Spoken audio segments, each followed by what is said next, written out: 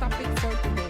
Okay, shout out to students from different sections of HUMS 11 because we are now airing the specialized subjects for HUMS 11, the subject on Philippine politics and governance. Okay?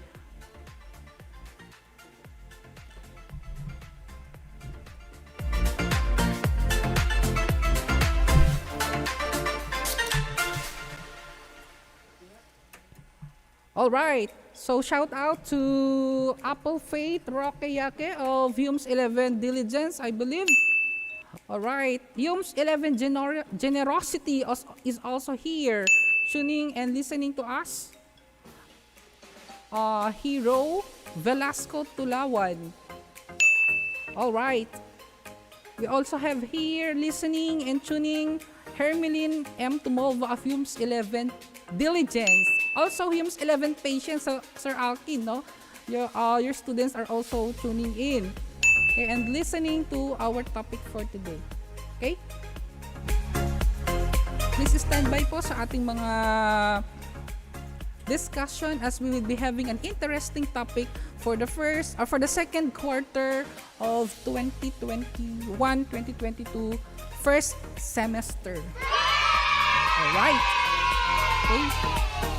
Also, ay nandito rin si Erica Galasinao of HUMS 11 Peace and also Jayshel Ann Castro of 11 HUMS Diligence. Yan.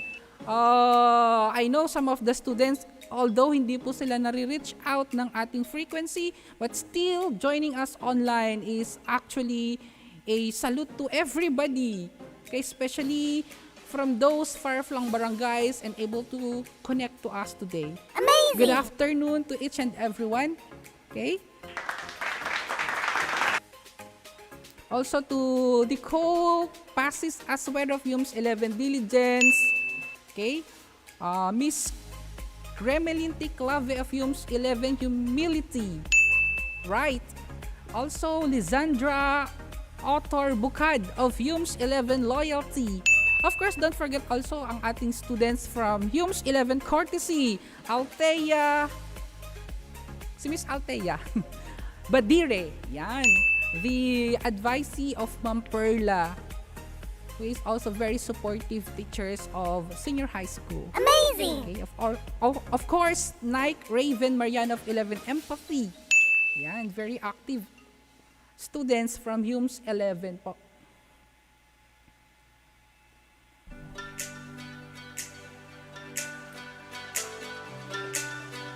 Okay, time check. 2 minutes na lang po before 3 o'clock bago po tayo mag-start.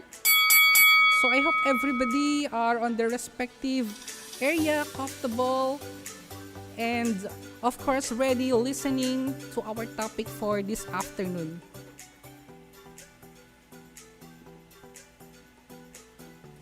Of course, I'd like also to shout out to Reyna Takad of HUMS 11 Diligence. I know these students are very actively listening to us and of course taking their time to listen and have their chance to have a conversation or participation with our topic for today. Thank you for joining us, guys.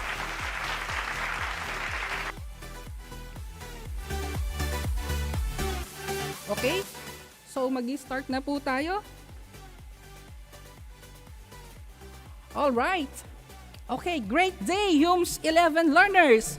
Welcome to another enjoyable and informative learning episode of School on the Air on Philippine politics and governance. I'm so happy to share another learning experience with you, only here on INHS Senior High School Chump Campus Radio 97 MHz. Always remember that even in these trying times brought by the COVID-19 pandemic, the Department of Education is here to deliver quality and accessible education for all of you. This, your teacher broadcaster for today, Teacher Gerald, who says, dreamers are drawn to new horizons. INHS on air. INHS Senior High School Champ Campus Radio 97 MHz FM. Social science makes sense of the institutions that shape our lives. It helps people understand and engage with the key political and social institutions, thus benefiting individuals and society as a whole. Social science is now ready to trumpet its learning episode. Oh, yes. This is Social Science. Okay, how are you today, Humes 11? I hope that you're all doing great. Amazing! Please send an emoji that represents your feeling right now on the chat box. I can see some of my students are also joining and also sharing some hearts and emojis in my GCs. But of course, please don't forget to share your emojis in the chat box, to the chat box rather. Alright guys, keep them coming. Alright, I can see Althea has a heart emoji and Billy Jane also have a heart emoji. Okay? Just like how you take good care of your physical body, you also must take care of your mental health. Always remember that we teachers are always here whenever you needed us. Welcome to the exciting world of Philippine politics and governance. To see who are with me at this moment, please send a photo of you while holding your mobile and while listening to your radio. Okay, I'll be checking your attendance. Also, some of my students are also here now. Shout out to Humes 11 courtesy. Okay. And of course, Humes 11 humility. Alright, great Humes 11! And to all of you dear students who are in a group, enjoy listening and participating, but don't forget social distancing. Alright, are you ready to learn Humes 11? If you have your pen, notebook, and module with you now, please send thumbs up in our chat box.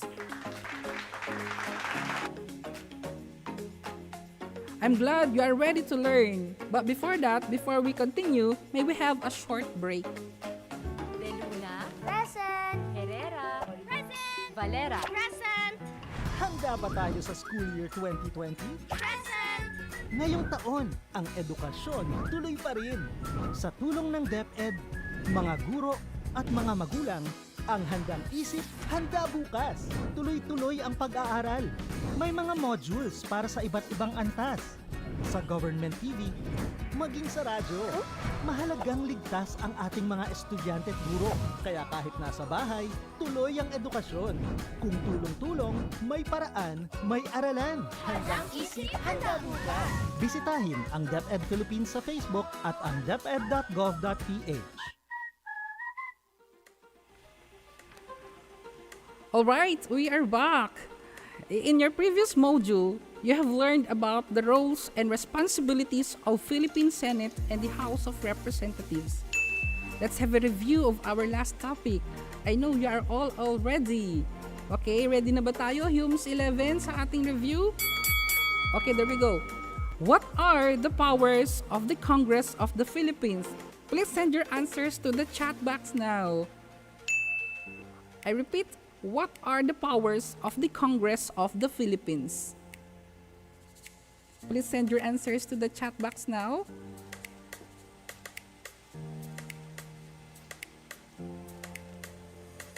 Alright, while waiting for your answers, shout out to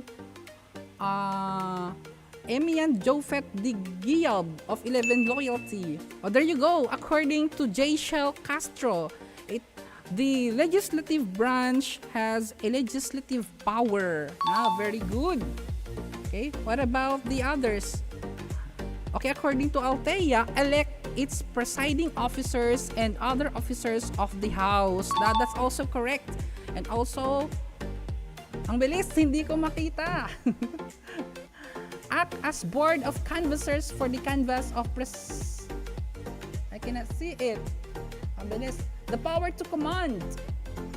Parang sa executive power po yan. Okay? Carry out law. Okay?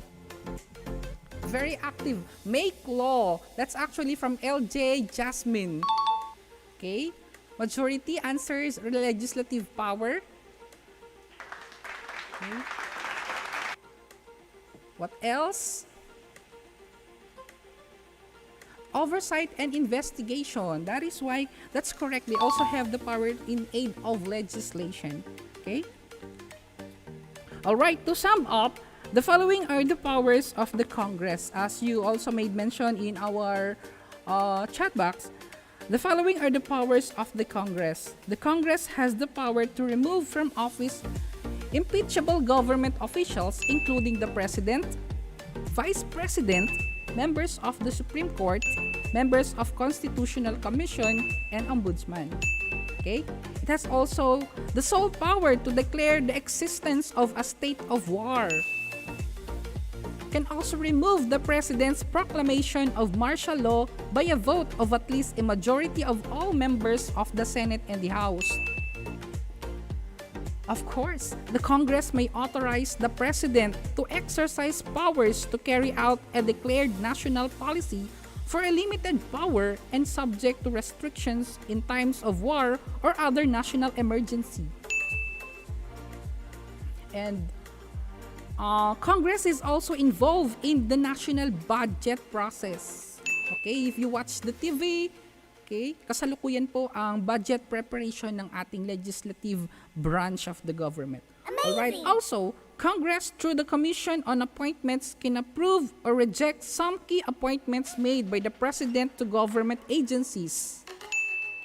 Congress needs to concur with any amnesty granted by the President, and Congress is heavily involved in starting charter change. Alright, I'm so happy that you still remember your last topic, guys. It means that you are now ready for our next topic.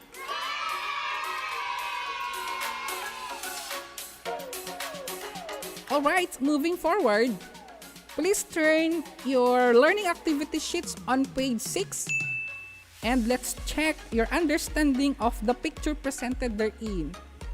All you must do is to analyze carefully the pictures and answer the related questions. So grab your learning activity sheets, class, okay, and turn to page 6. There you go. First question. What do you see in the picture and what does it symbolize? I repeat, the first question. What do you see in the picture and what does it symbolize? And the second question, what does the picture mean? I want you to send your answers to the chat box. Okay, according to Maxine, the weighing scale. Or kay Reina, the balance of scale. Nicole also answered the scale of justice. Same is true with Ira. It is the scale of justice. And through my perception, masyadong mabilis. Very active, Humes 11. Okay? A majority of the answers would be scale of justice. Okay? Or the balance scale. That's correct. Okay, for number 1, the picture as presented is a balanced scale or the scale of justice. It represents impartiality and the obligation of the law through its representatives to weigh the evidence presented to the court. Each side of a legal case need to be looked at and comparisons made as justice is done. Okay? And now moving on to the second question, what does balance scale or scales of justice mean? Okay, I can see answers from you students. Okay? The way, according to Geraldine, this symbolizes giving fair and objective consideration to all evidences in fairness of everybody. Okay, very good. Same is true kay Nicole are the symbol of the balance between truth and fairness in an ideal justice system. Okay, very good also. Nice one. I can see right answers from different students. From Apple Faith, it represents impartiality and obligations of the law, weigh the evidence presented to the court. That's correct. Very well said, Nicole.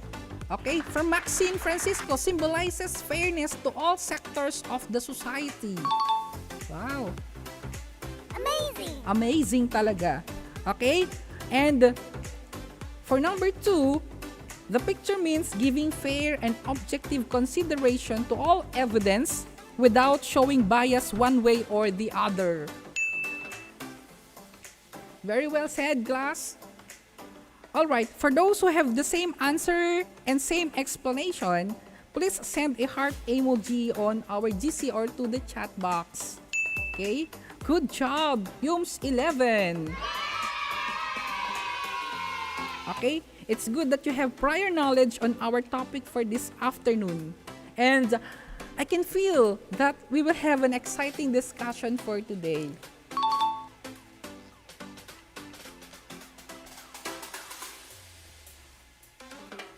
Alright, let's now proceed sa ating discussion. Have you ever wondered how disputes are settled? Say for instance, how is a conflict between two individuals solved? How is justice served when an individual violated a law? Where can people ask for help when the government violates citizens' rights? These questions pertains to the interpretation and application of the law. In addressing the questions raised above, the judiciary exercises what is called its judicial power. Now, let's start our lesson by defining judicial power. What is judicial power? Alright, Article 8, Section 1 of the 1987 Constitution states that judicial power shall be vested in one Supreme Court and in such other lower courts as may be established by law. Judicial power, it includes the duty of the courts of justice to settle actual controversies involving rights which are legally demandable and enforceable, and to determine whether or not there has been a grave abuse of discretion amounting to lack or excess of jurisdiction on the part of any branch or instrumentality of the government. The 1987 Constitution also broadened the extent of judicial power in the Philippines to include both the power of adjudication and the power of judicial review. From the constitutional provision on the scope of judicial power, the power of adjudication refers to the duty of the courts to settle actual controversies involving rights which are legally demandable and enforceable. On the other hand, the power of judicial review is the duty of the courts to determine whether or not there has been a grave abuse of discretion amounting to lack or excess of jurisdiction on the part of any branch or instrumentality of the government. All the courts in the Philippine judicial system are vested with judicial power. What distinguishes them, however, is the type of jurisdiction that is given to them. General courts or courts with general jurisdiction and special courts or courts with special or limited jurisdiction have different jurisdictions. Moving on, the judicial branch is one of the three independent, co-equal, and coordinate branches of the government. The independence of the Philippine judiciary is manifested in the following: creation of the Judicial and Bar Council, expanded power of judicial review, fiscal autonomy of the judiciary, power to review, proclamation of martial law, and the suspension of the writ of habeas corpus, security of tenure of the judges, the Supreme Court as judge in presidential elections. In short, it is important that the judiciary is an independent entity and free from control by anyone. This reflects the quality of democracy that a nation lives up to. Alright, are you learning, Yums 11? It's nice to hear that you are still with me. Moving on, I have a question. Why should the independence of the judicial branch of the government be maintained and protected? I repeat, why should the independence of the judicial branch of the government be maintained and protected? Please send your answers to the chat box and I will check your answers after the break. De Luna, Present. Herrera, Present. Valera. Present. Handa ba tayo sa school year 2020? Present. Ngayong taon, ang edukasyon tuloy pa rin. Sa tulong ng DepEd, mga guro at mga magulang ang handang isip, handa bukas. Tuloy-tuloy ang pag-aaral. May mga modules para sa iba't ibang antas. Sa government TV, maging sa radyo. Mahalagang ligtas ang ating mga estudyante at guro. Kaya kahit nasa bahay, tuloy ang edukasyon. Kung tulong-tulong, may paraan, may aralan. Handang isip, handa bukas. Bisitahin ang DepEd Philippines sa Facebook at ang deped.gov.ph.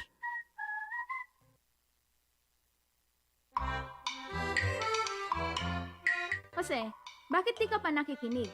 Oras na ng klase ninyo sa radyo ah. Hindi naman po ako nakikita ni teacher eh. Huwag magpabaya sa pag-aaral. Ang pagsisikap ay daan sa pag-unlad.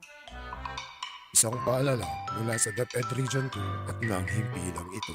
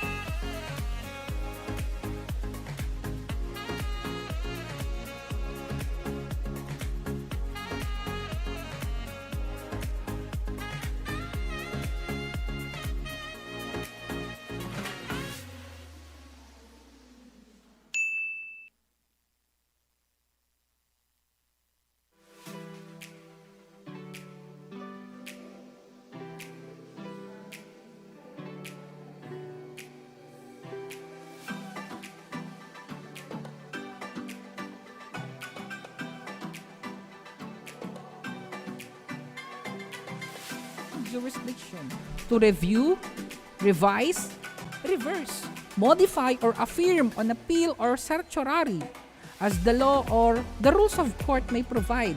Final judgments or orders of the courts, cases specified in Article 8, Section 5, Paragraph 2 of the 1987 Constitution. The court system in the Philippines consists of the Supreme Court, composed of a Chief Justice and 14 Associate Justices. Under the Supreme Court are the four hierarchical layers: first-level courts, second-level courts, the Court of Appeals in the Sandigan Bayan, a court that handles corruption cases against prominent officials. Now let's proceed sa first-level court.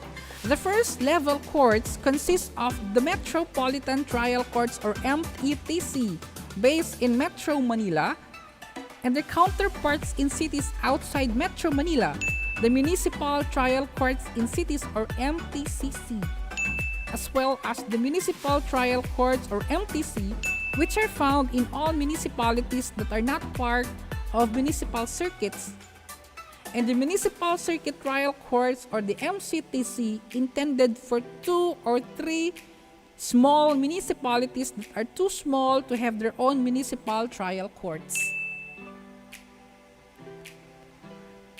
At the same level are the Sharia Circuit Courts. Sharia courts have been established in Islamic regions and provinces to interpret and apply the code of Muslim personal laws. Moving on, the second-level courts are made up of Regional Trial Courts or RTC, formerly known as the Courts of First Instance until 1983.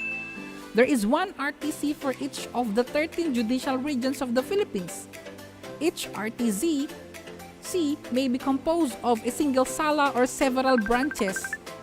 RTCs have both original and appellate jurisdiction. In exercising the former jurisdiction, RTCs act as trial courts, receiving evidence in the first instance from the parties to a case falling within its jurisdiction. In exercising the latter jurisdiction, the RTCs act as a court of appeal over the decisions of the courts of the first level.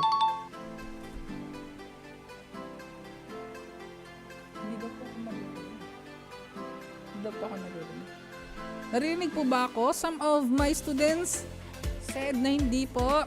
Maybe baka mahina po yung ating signal. Kaway-kaway po tayo sa mga students po natin.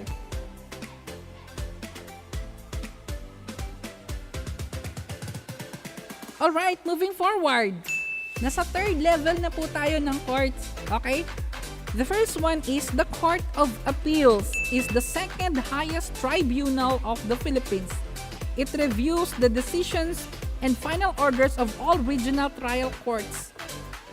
Also, the Court of Appeals reviews cases where the sentence is reclusion perpetua or life imprisonment.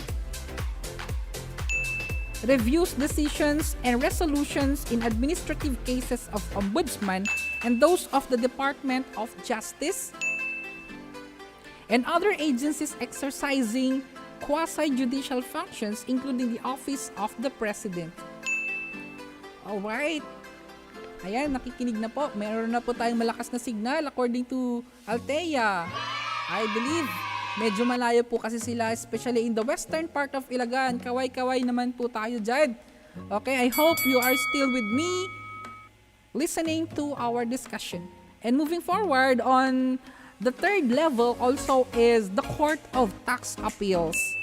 The Court of Tax Appeals have exclusive jurisdiction to review on appeal decisions in cases involving disputed assessments, refunds of internal revenue taxes, fees or other charges, penalties in relation thereto, or other matters arising under the National Internal Revenue Code.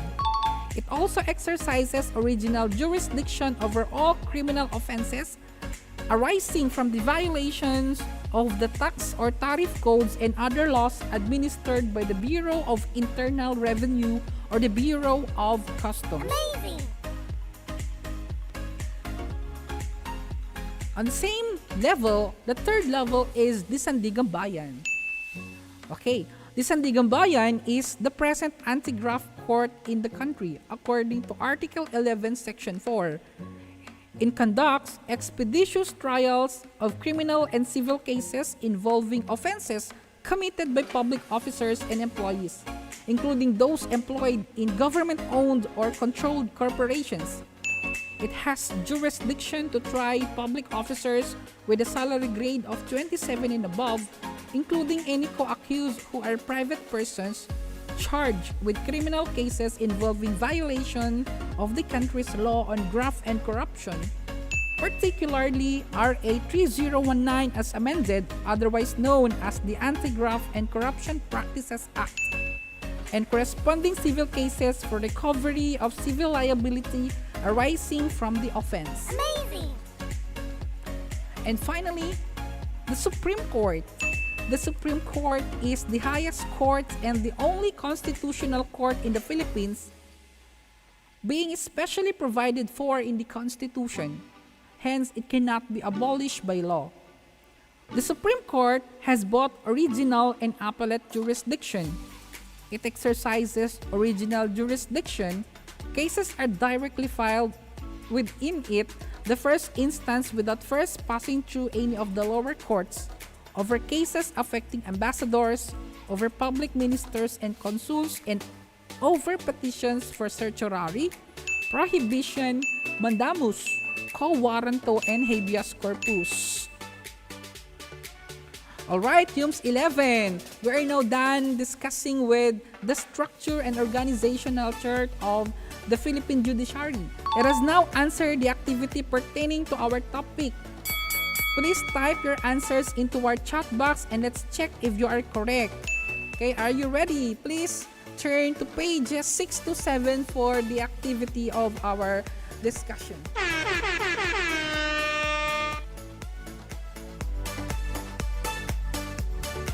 Alright, let's answer po yung ating activity sheet.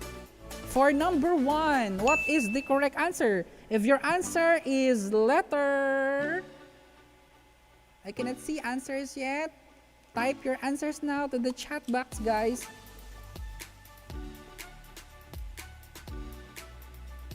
Alright. If your answer is letter A, the correct answer is Supreme Court. Briggs Noriega got the correct answer. Also Maxine Francisco and Ira Manicad. It's letter A. Okay, for number 2. The correct answer is letter C, Court of Appeals. Alright, nasa number 2 na po tayo.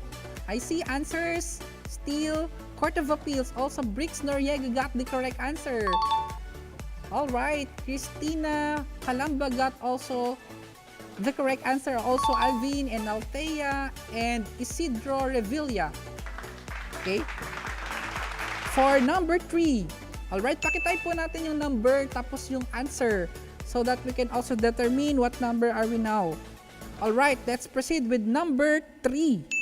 Okay, for number 3, you are also correct if your answer is letter H. Yeah, very good. The correct answer is Municipal Trial Courts. Alright, very good. Kate also got the correct answer, and also Joanna Oligario. Amazing! And Jayshel Castro and Angelica Batung. And Rosemeline Domingo got the correct answer. Very well, guys.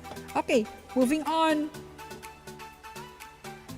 For number 4. Okay, what's the correct answer for number 4?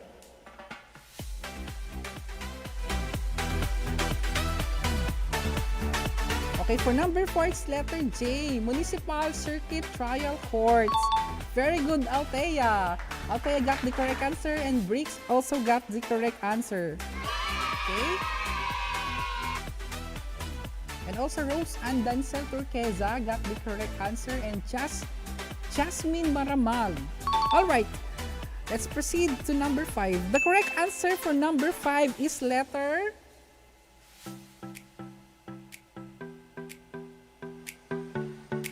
Moving on to number 5, guys. The correct answer is letter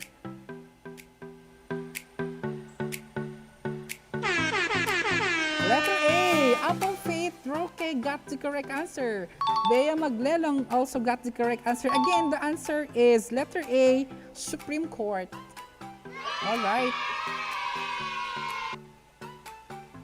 Talaga namang nag-review ang ating mga students. Amazing! And number 6, for number 6, the correct answer is letter. Moving on to number 6 po tayo. The correct answer is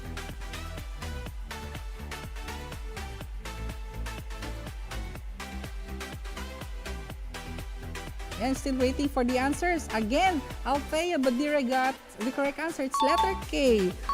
Metropolitan Trial Courts in Cities. Amazing! Amazing. From Maxine Francisco also got the correct answer. It's letter K. Kate Jasmine Maramaga got the correct answer. And also Nuts Pawig. It's letter K. Okay, moving on. Very good. And also, moving on in number 7. Okay? You are also correct if your answer in number 7 is letter. What's the correct answer for number 7? Ayan, very good. Nats Pawig got the correct answer. It's letter I. It's Metropolitan Trial Courts. Very good. Also, si Justin Carlo Ancheta. Okay. Reyna Takad got also the correct answer. And Bea Maglelong got the correct answer. Okay. What about the others? Rachel Joy Pinapit got the correct answer. Moving on. Sa number 8 na po tayo. On the answers for number 8, still marami pa rin ang sumasagot. And congratulations, you got the correct answer for number 7, Ryan Joven Yesulga. Amazing! Alright. So number 8. Moving on the answers for number 8, according to Bea Maglelang is letter G. And Maxine Francisco is letter G. It's Sharia Circuit Courts. Very good. You got the correct answer. Also, Angelica Batung, Ashley, Claire Juan, and Joanna Ruth Gathering. Right, very good. Rosemelin Domingo got also the correct answer. Now, moving on. Number 9 na po tayo. Okay. Nicole Asuero also got the correct the correct answer for number 8. Now, moving on to number 9. Question number 9. The correct answer. And you are also correct if your answer for number 9 is letter B. That's correct according to Althea Badire got the correct answer. It's letter B, Sandigan Bayan. Okay? Also, Divine De Los Reyes Coloma got the correct answer. And Christina Pagirigan Kalamba and Annalisa C. Mangati and Justin Carlo Ancheta got the correct answer for number 9. Okay? Congratulations, guys. For number 10, you are also correct if your answer is letter. What's the correct answer for the number 10?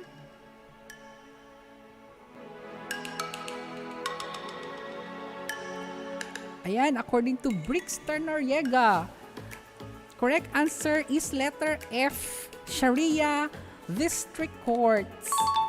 Okay, very good. Same students. Asan na kayo yung mga other students natin? I hope na if they're not joining us online, they are also listening to radio. Alright. The correct answer for number 10 is Sharia District Court. It's letter F. And the correct answer for number 11. Correct answer for number 11 is letter D. Court of Tax Appeals.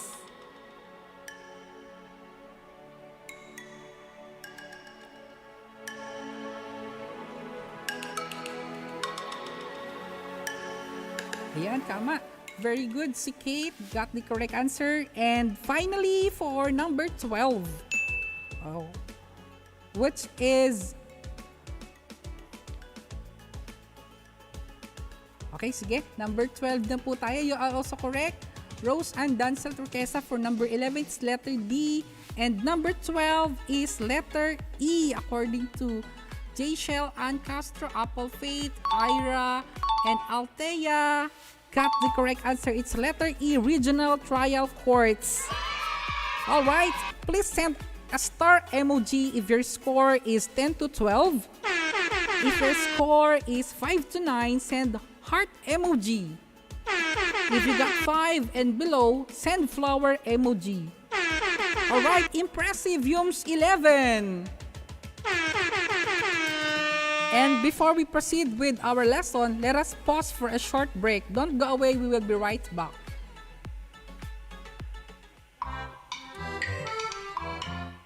Jose, bakit di ka pa nakikinig? Oras na ng klase ninyo sa radyo ah. Hindi naman po ako nakikita ni teacher eh. Huwag magpabaya sa pag-aaral. Ang pagsisikap ay daan sa pag-unlad. Isang paalala mula sa DepEd Region 2 at ng himpilang ito.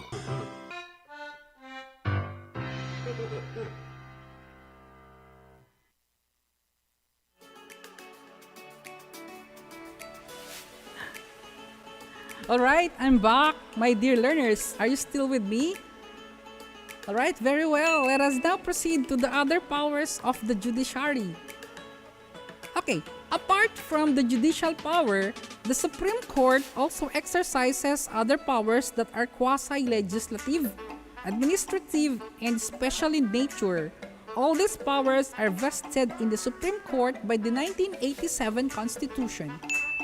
The quasi-legislative power is the power to make and promulgate rules that make up the rules of court. These rules include the protection and enforcement of constitutional rights, pleading, practice, and procedure in all courts, admission to law practice, the integrated bar of the Philippines, legal assistance to the underprivileged as stated in Article 8, Section 5, Paragraph 5.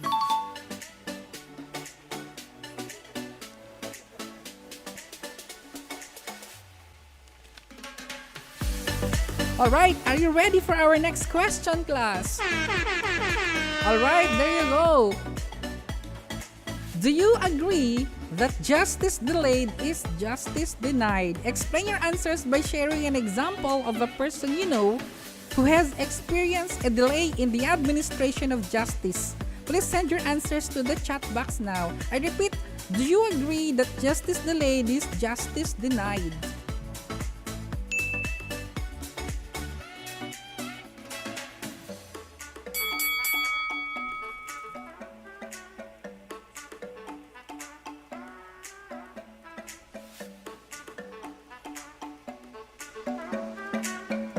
Alright.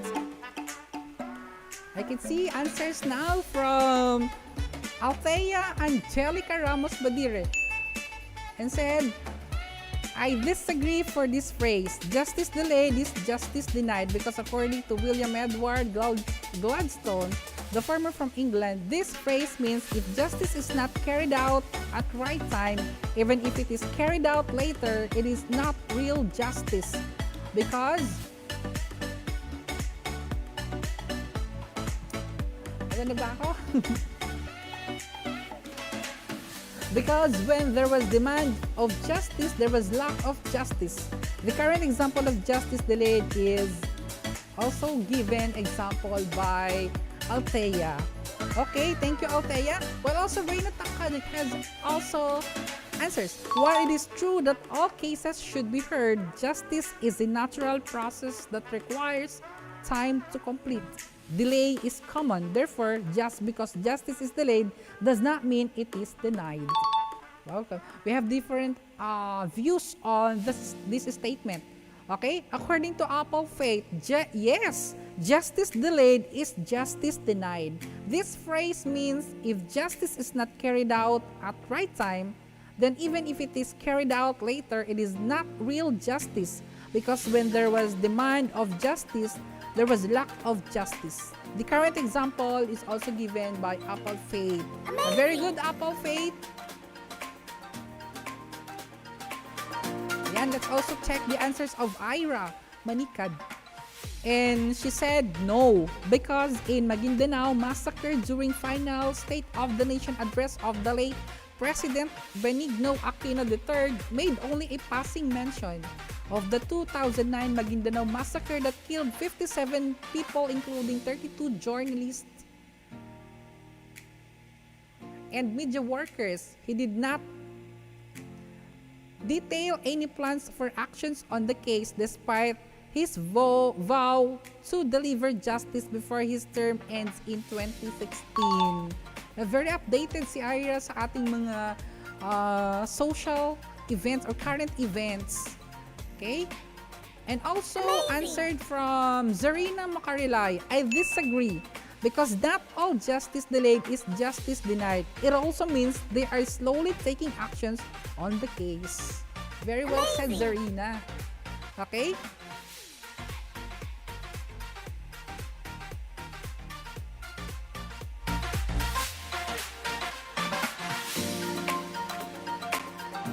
Also, answers from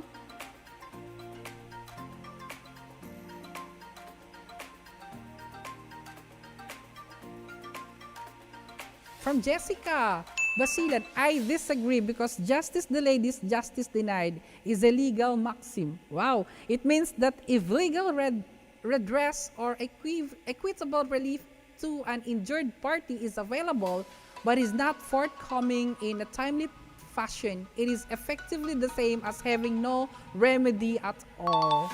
Now, we have different views on this statement, and you have your own definition or you have your own idea of what this statement all about, and I respect that. But still, we are looking forward to justice for everybody. Very well said, Yums 11. Alright, very good, Yums 11. Amazing! Moving on, the Supreme Court also enjoys administrative power. It can temporarily assign not more than 6 months without the judge's consent judges of lower courts to other stations and order a change of venue of place of trial under Article 8, Section 5, Paragraph 3 to 5. Appoint all officials and employees of the judiciary in accordance with the Civil Service Law under Article 8, Section 6, supervise all courts and personnel under Article 8, Section 6, and the discipline judges of lower courts by suspending the dismissing them according to Article 8, Section 11. The Supreme Court also has a special power as the Presidential Electoral Tribunal of the sole judge of all election protest cases involving presidential and vice presidential elections according to Article 7, Section 4. Moreover, the Chief Justice of the Supreme Court is presiding officer of the impeachment trial court, that's in the Senate, when the President is on trial court as stated under Article 11, Section 3, Paragraph 6. Finally, 3 associate justices sit as members of the 9-member Senate Electoral Tribunal and House Electoral Tribunal as stated in Article 6, Section 17. In short, the Supreme Court is also known as the highest court as its decisions are considered to be final, non-appealable, and executory. Alright, please send a heart emoji to our GC if you understand our topic, guys. Okay, do you have any queries about what has been discussed so far? Please don't hesitate to raise them by sending them in our group chat and I will answer them after this lesson broadcast. De Luna, Present! Herrera, Present! Valera, Present! Handa ba tayo sa school year 2020? Present! Ngayong taon, ang edukasyon tuloy pa rin. Sa tulong ng DepEd, mga guro at mga magulang, ang handang isip, handa bukas. Tuloy-tuloy ang pag-aaral. May mga modules para sa iba't ibang antas. sa government TV, maging sa radyo. Mahalagang ligtas ang ating mga estudyante at guro. Kaya kahit nasa bahay, tuloy ang edukasyon. Kung tulong-tulong, may paraan, may aralan. Handang isip, handa bukas. Bisitahin ang DepEd Philippines sa Facebook at ang deped.gov.ph. Alright, moving on. The following are the qualifications of the members of the Supreme Court as provided by Article 8, Section 7, Paragraph 1. Natural-born Filipino citizen, at least 40 years old, must have been for 15 years or more a judge of a lower court or engaged in the practice of law in the Philippines, and of proven competence, integrity, and probity. Paragraph 2 of the same section provides that the Congress shall prescribe the qualification of judges of lower courts, but no person may be appointed judge thereof unless he is a citizen of the Philippines and a member of the Philippine Bar. Meanwhile, Section 9 stipulates that the members of the Supreme Court and judges of the lower court shall be appointed by the President from a list of at least 3 nominees prepared by the Judicial and Bar Council for every vacancy. Such appointments needs no confirmation. For the lower courts, the President shall issue the appointments within 90 days from the submission of the list. Just like the President and Vice President, the justices of the Supreme Court may be removed from office through impeachment according to Article 11, Section 2. Section 11 of Article 8 mandates that the members of the Supreme Courts and the judges of lower courts shall hold office in good behavior until they reach 70 years old or become incapacitated to fulfill their duties. The authority to discipline judges of lower courts is vested in the Supreme Court en banc. The judges of lower courts could also be dismissed by a vote of a majority of the members who took part in the deliberation of the issues of the case. And finally, Section 12 prohibits the members of the Supreme Court and of other courts to be designated to any agency which performs quasi-judicial or administrative functions. Alright, can you still follow Humes 11? I hope you were able to take note of the important details. Okay, for your questions or clarifications, we will discuss them after this lesson broadcast.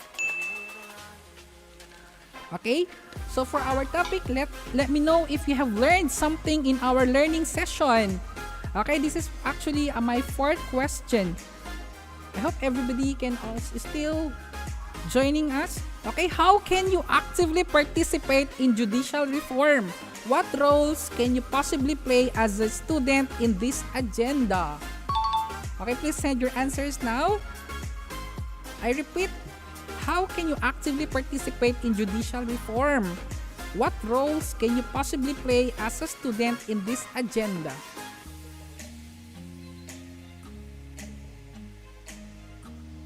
Okay, we will answer this after our short break.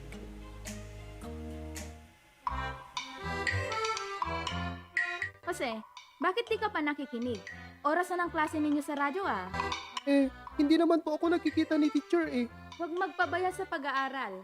Ang pagsisikap ay daan sa pag-unlad. Isang paalala mula sa DepEd Region 2 at ng himpilang ito.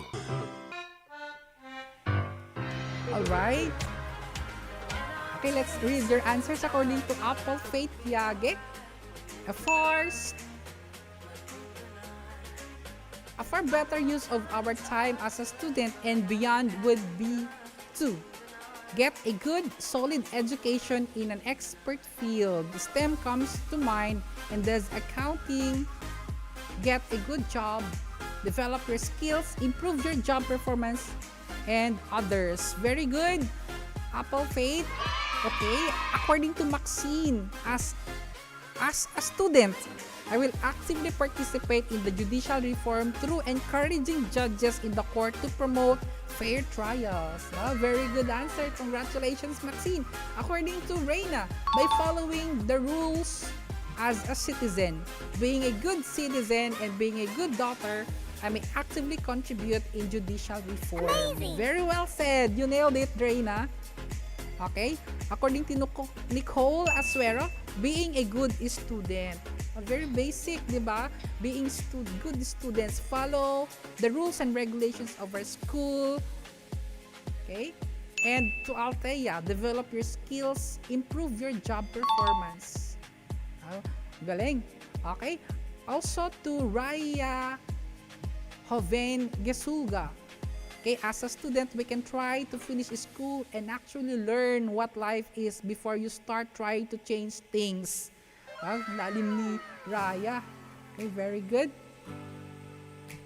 And from Kate, Jasmine Maramag, learn and truly understands the Constitution of our country. Amazing! Very well said, Kate. Galing.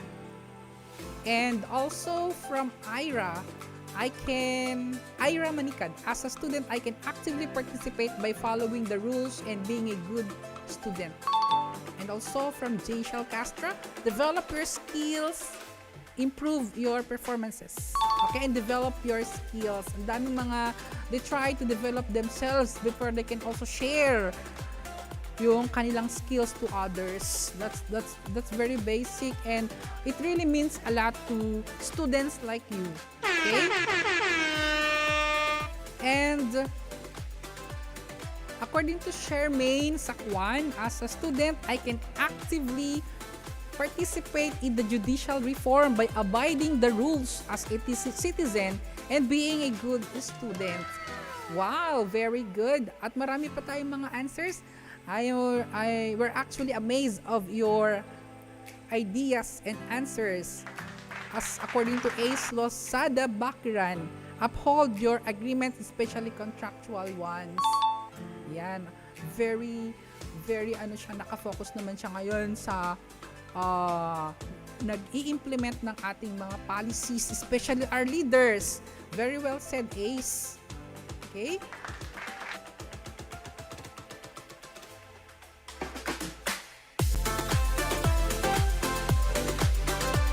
Alright, students, I can see some of the answers, and if you have questions or clarifications, you may also send to our respective GCs together with your teachers. Sir Alkin and I are willing to answer all your queries in our respective group chats. Okay, my dear learners, we are done with this lesson. Well, congratulations, UMS 11. I hope you have learned something about the roles and responsibilities of the Philippine judiciary. Join me again next week for another learning episodes in Philippine politics and governance, only here on INHS On Air, Senior High School Chump Campus Radio 97 MHz. I am your teacher broadcaster, Mr. Geraldo C. Ramos, upholding the principle of Salus Populi est Suprema Lex, which means the welfare of the people is a supreme law. Stay home, stay safe, and stay strong. Thank you for listening, everyone.